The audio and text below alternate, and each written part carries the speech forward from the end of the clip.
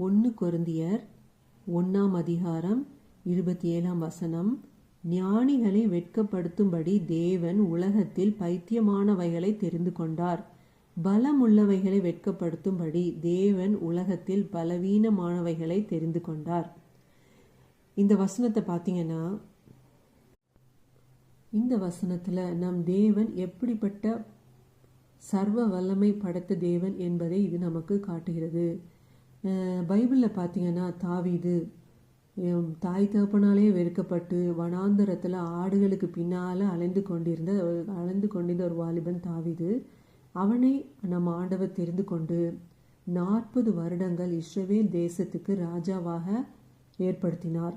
அதே நேரம் எஸ்தர், அடிமையாக கொண்டு போகப்பட்ட எஸ்தர், தாய் தகப்பன் இல்லாத எஸ்தர்ங்கிற பெண்ணை கொண்டு 127 நாடுகளுக்கு அவளை ராஜாத்தியாக உயர்த்தின தேவன் நம் தேவன். யோசேப்பு பார்த்தீங்கன்னா, எகிப்துக்கு அடிமையாக விற்கப்பட்ட ஒரு வாலிபன். அவனை எகிப்து தேசத்துக்கு அதிபதியாக உயர்த்தி எகிப்தை மாத்திரமல்ல, எகிப்தை சுற்றியுள்ள மற்ற நாடுகளில் மக்களெல்லாம் காப்பாற்றும்படி அவனை ஆசீர்வதித்தார். தானியேல் பார்த்தீங்கன்னா, பாபிலோனுக்கு அடிமையாக கொண்டு போகப்பட்ட வாலிபன். இவர் 4 ராஜாக்கள் மாறினாங்க தானியேலோட காலத்தில். ஆனால் அவரை ஆண்டவர் பிரைம் மினிஸ்டராக ராஜாவுக்கு அடுத்த ஸ்தானத்திலே உயர்த்தின தேவன் நம் தேவன்.